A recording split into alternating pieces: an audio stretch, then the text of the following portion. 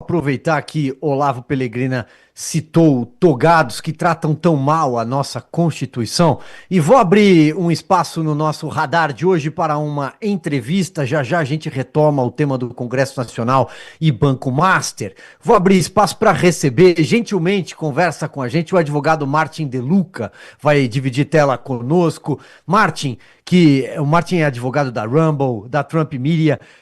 Martin, seja muito bem-vindo. Muito obrigado por conversar com a gente aqui na Auriverde. Eu tenho a companhia do Coronel Gerson Gomes, de Olavo Pellegrina Júnior. Seja muito bem-vindo.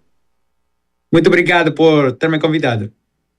Muito bem. Martin, eu tenho, inclusive, ao fazer aqui o primeiro questionamento a você, eu vou pedir para a nossa produção colocar na tela uma mensagem que você publicou na Rede X, dizendo que a Rumble e a Trump Media, eu estou até lendo para ser literal, e quem nos acompanha em vídeo tem o seu post na tela, pediram a um tribunal federal dos Estados Unidos para declarar revelia contra o ministro do Supremo Tribunal Federal, Alexandre de Moraes. Ele foi devidamente notificado e o prazo de 21 dias transcorreu e expirou. Ele não respondeu, ele não compareceu, nem pediu mais tempo. O governo brasileiro tentou intervir numa décima primeira hora, mas esclareceu que não representa Moraes. Lembrando que Alexandre de Moraes deveria se manifestar numa ação que fala sobre censura a cidadãos americanos. Então eu queria ouvi-lo, Martin, mais uma vez agradecendo a sua entrevista. Sim, obviamente temos uma situação que o ministro tem ignorado o processo, ele foi devidamente notificado, e considerando que a intervenção do governo brasileiro, na petição deles mesmos, esclarecem que eles não estão atuando pelo Alexandre Moraes, que eles estão atuando pelo governo do Brasil. Como a gente está processando o Alexandre de Moraes, pessoa física, por atos que falamos já são ultravires, ou seja, que estão fora do comportamento da conduta oficial. Por quê? Porque são ilegais, porque involucram violação das leis dos Estados Unidos, dos protocolos internacionais, dos tratados internacionais que regulam esse envio de mandados entre as duas nações, Estados Unidos e Brasil. Então, ninguém respondeu por ele como pessoa física. A intervenção da AGU é para o Estado do Brasil, Estado brasileiro, que esclarece que eles não representam o Alexandre Moraes. Então, a gente pediu a revelia, esperamos até 2 dias depois que venceu o prazo, mas ainda não apareceu. Porém, pedimos a revelia. Uma vez a revelia ser decretada, a juíza pode proceder a condená-lo em revelia pelo caso da Rumble e a Trump Media. Perfeito. Eu vou passar agora para a pergunta, passar o coronel Gerson Gomes e depois o doutor Olavo. Gerson, por favor. Doutor Martin, uma alegria, uma satisfação de tê-lo conosco. Eu tenho 2 perguntas que, para facilitar até o entendimento da nossa audiência. A primeira é que o Supremo Tribunal Federal e o próprio ministro Alexandre de Moraes, eles têm evocado um movimento que acontece na Europa de controle das redes sociais, de controle das mídias, e ele diz, e pelo menos ele tem se estribado nesse raciocínio, de que essa seria uma tendência mundial e que o Brasil é até a vanguarda dessa preocupação com as redes sociais e que seria legítima a atuação dele. Mas a segunda questão que eu queria lhe colocar é que muita gente fica perguntando o seguinte: o que o Trump tem a ver com essa história? Já que nós estamos falando da Rumble, inclusive, eu também era assinante da Rumble, já que o YouTube estava com problema, mas quando a Rumble foi banida, o Locals, eu usava o estúdio da Locals em Miami para entrevistas, etc. E tivemos que parar com tudo isso porque foi banido do Brasil. Mas a pergunta, então, são 2. Primeiro, o raciocínio do Alexandre de Moraes se estribando no movimento que acontece na Europa, que você tem o J.D. Vance batalhando, o próprio Marco Rubio contra essa tendência da Europa, é legítimo? E o segundo, o que o Trump tem a ver com essa história? E por que todo mundo diz que o senhor é o advogado do Trump? Tá bom. Primeiro, o primeiro ponto muito interessante. Quando falamos de uma tendência mundial, eu acho que estamos falando de uma tendência de Bruxelas, né? Censura acontece em vários países, mas normalmente a censura que enfrentamos é em países que já são autocráticos e que não têm democracia nem liberdade de expressão de por si, culturalmente já não tem, como China e outros países similares. O que é um fenômeno, não falaria mundial, mas é um fenômeno dos últimos anos, em países que ainda são democráticos, que historicamente tinham, compartilhavam os valores com os Estados Unidos sobre a liberdade de expressão, começaram a impor censura. Isso é uma novidade, mas não falaria que é mundial, né? É uma novidade de Bruxelas, e onde a União Europeia, como instituição de Bruxelas, controla. Então, gostem ou não gostem, 27 Estados-membros da União Europeia, todos têm que adotar se Bruxelas está falando que tem que fazer X, Y, Z. Isso não é uma tendência mundial, isso é uma tendência da Europa. Agora, essa tendência da Europa nunca levou a um juiz europeu ou a um dignatário europeu a encaminhar por e-mail mandados de censura, ordens sigilosas, com ameaças gravíssimas, para censurar cidadãos americanos ou usuários dentro dos Estados Unidos por conteúdo que eles geram dentro do território americano e pelo que eles falam dentro do território americano. Também não teve demandas sigilosas de entregar dados dessas pessoas dentro dos Estados Unidos para as autoridades de censura na Europa e esconder essa informação das autoridades americanas. Isso simplesmente não tem acontecido. Eu sempre lembro que o Alexandre Moraes é o primeiro dignatário estrangeiro em enfrentar um processo como o da Rumble e Trump Media. Por quê? Porque nunca aconteceu antes. Não por falta de vontade, mas nunca ninguém foi tão descarado em fazer uma coisa que é tão obviamente ilegal. Só ele.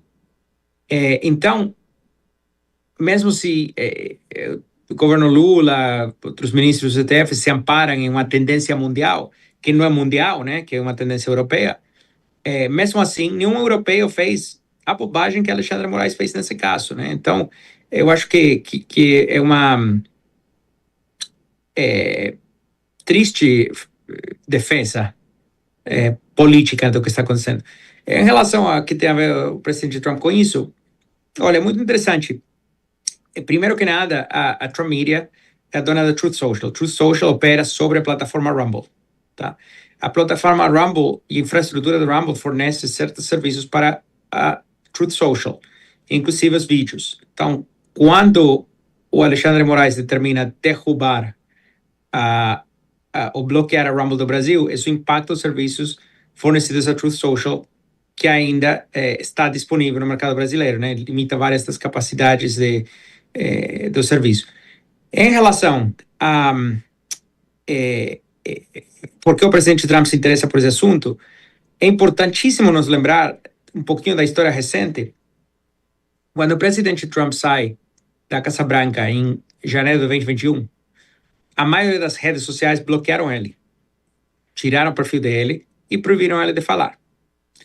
Então, ao longo dos 2022, 2023, estando lá em Mar-a-Lago, o presidente Trump, muito frustrado, resolveu criar a Truth Social, a plataforma Truth Social, para ele poder falar o que ele quiser, sem ser censurado pelas empresas americanas que tinham as plataformas que tinham tirado ele do ar. E foi muito interessante a reação, né, do público. Primeiro, que isso levou à criação da empresa Trump Media. Segundo, que a Truth Social virou popular. Terceiro, que o público reagiu muito bem, porque ele acaba ganhando a eleição de 2024 por ampla margem e ganhando todos os estados que estavam em disputa. Ou seja, o público reagiu muito bem a ele poder falar o que ele quiser, né?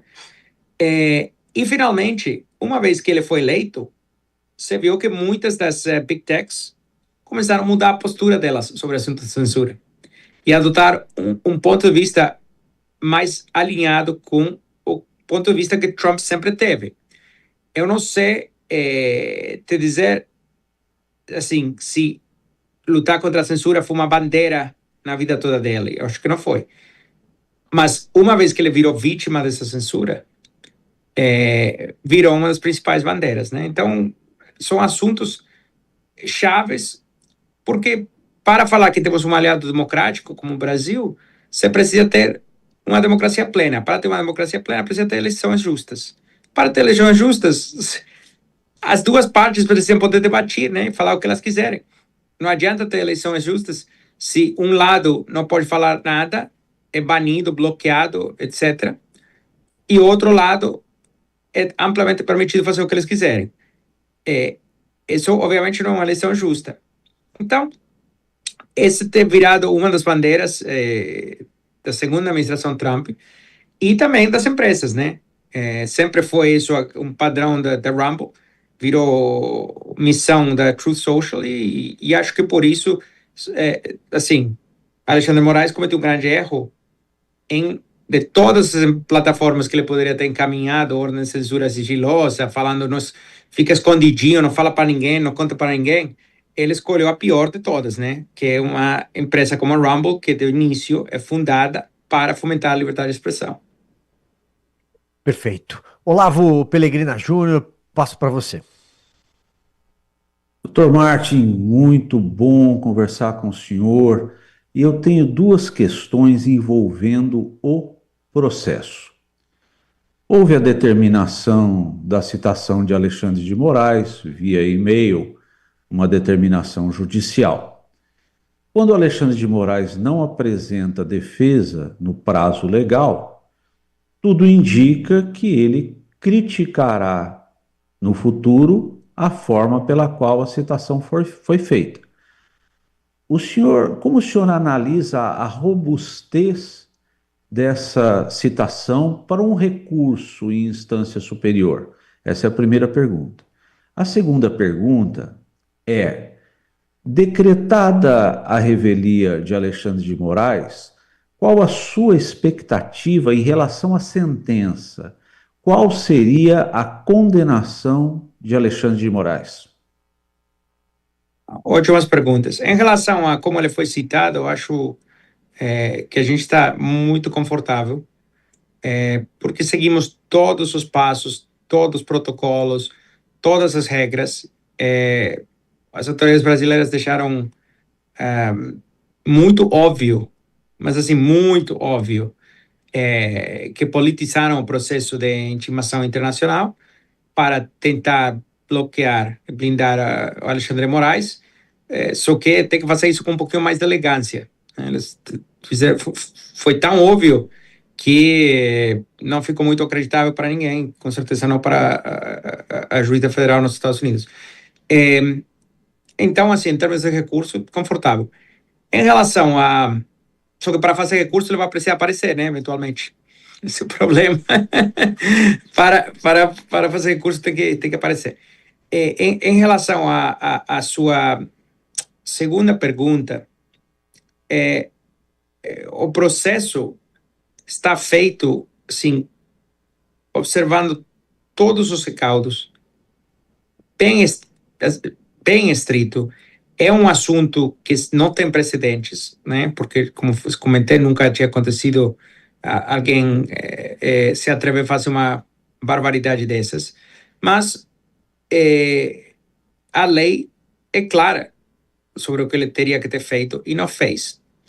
Então, em relação a qualquer desafio, as empresas estão confortáveis. Em relação à intervenção do governo brasileiro, eles fazem uma coisa muito engraçada, porque eles estão tentando caracterizar o processo como um recurso de uma decisão brasileira, que obviamente não é, e falar que o Brasil tem todos os interesses, porque tudo o que o Alexandre Moraes faz é conduta oficial, é um ato soberano. Só que, quando Alexandre Moraes fez o que ele fez, ele viola as leis dos Estados Unidos, ele viola os tratados entre o Brasil e os Estados Unidos. Então, é bizarro chamar isso de conduta oficial. E uma vez que os mandados dele cruzam a fronteira dos Estados Unidos por e-mail e chegam nas empresas americanas e tentam regular conteúdo dentro do território americano, monetização de contas dentro do território americano, dados dentro do território americano, uma vez que isso acontece, não adianta falar de soberania brasileira.